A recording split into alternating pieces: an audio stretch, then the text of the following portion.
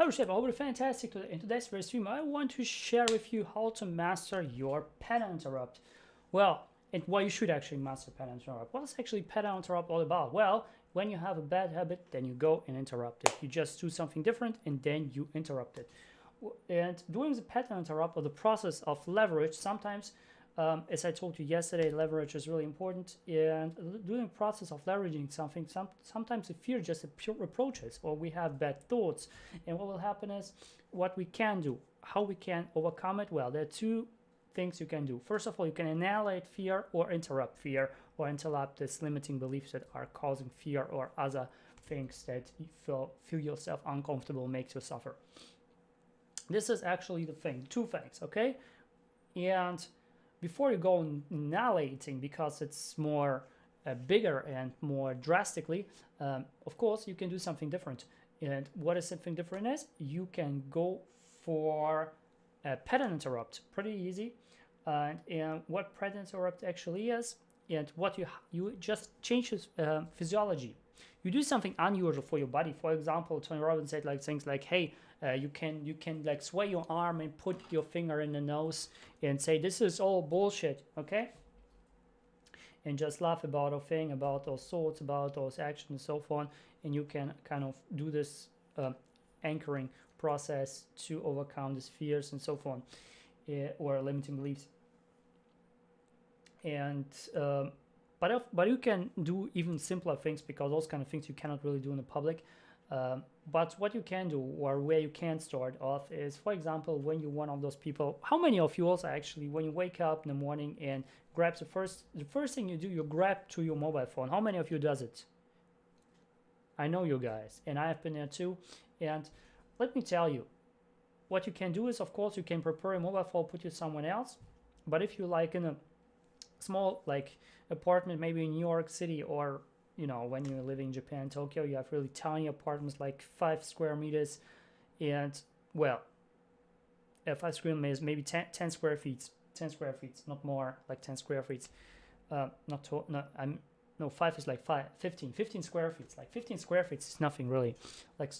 Like 50 square feet apartment. Like imagine you are in such an apartment, and everywhere you can reach for your mobile phone. What you do instead, you do something else. For example, you do some gymnastics. You just wake up, do some gymnastics, do some stretching, and so forth. This might, and when you do it over and over again, you will anchor it into your body. And if it's anchored, then you can actually do it. Then becomes, the more you do it, it becomes more automatic, and then it becomes a habit of you. And the thing you have to also to consider to establish this kind of new habits, or get rid of this limiting habits, two things. One thing is, of course, this thing that you are doing, it has to be reinforcing you. It has to be reinforcing you and empowering you. So you have to gain power from it. If you do something and it doesn't give you power, it doesn't worth it. And how you can see it? Well, just ask yourself, how much power does it give me to me? And if it's under 90% of power regeneration, just don't do it. Just do things. And generally, if you want to do things, if you want to choose things, you choose things for yourself, for others, or you choose someone's offer or not. If you feel like more than 90%, you feel like empowered, you feel like I want to do it, I feel enthusiastic about it, then you do it. Less than 90%, you just go and say no. Okay? Learn to say no, because most people don't have time, not because they don't have time, not because of the family and so on, because they didn't know how to say no to those things that are not irrelevant, that things that are not really empowering yourself.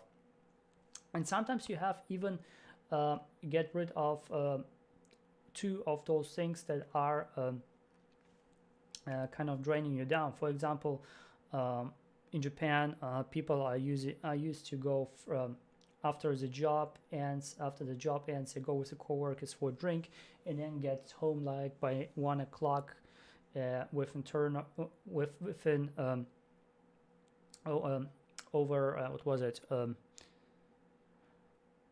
with a hangover next day. So pretty bad thing, and they do it every single day. So they are actually throwing away the family, and they're throwing away their own health, just for being for work and for the people for the friends, because basically the people in the work become the friends.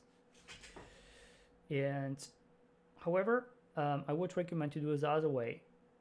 Throw away the work and throw away the friends, especially those friends who are not benefiting you. Instead of invest into your family and into your to your health. And how you can start with, well, of course, with sleeping cycle. If you regulate your sleeping cycle, then everything is fine. So this is one thing. And another thing is, every time you try to improve, it's always a change involved. And to get to what you change is never a matter of ability. If you can change, it's not about you can change. It's all about the motivation of change. If you have a really high motivation of change, 90% above, you just go through the roof, then everyone can tell you cannot change, it's impossible, it's so fun. But what you can do is, if you have the motivation, you will change because you have the motivation. So before you even want to go to change, you have to ask yourself, where I'm the most motivated for, more than 90% of motivation, and then you go towards the change and just do it. Okay, Reshaper, I hope you have an awesome day. Comment comments box, learn what's one thing I picked up so far. I want to make a mass shout out to all the people on YouTube, Facebook, Instagram. I really appreciate it. I cannot see your names right now, but I will do when I can see your names. You do a comments, so fun. So I hope you have an awesome day. And as always, do not let yourself super now. See you tomorrow.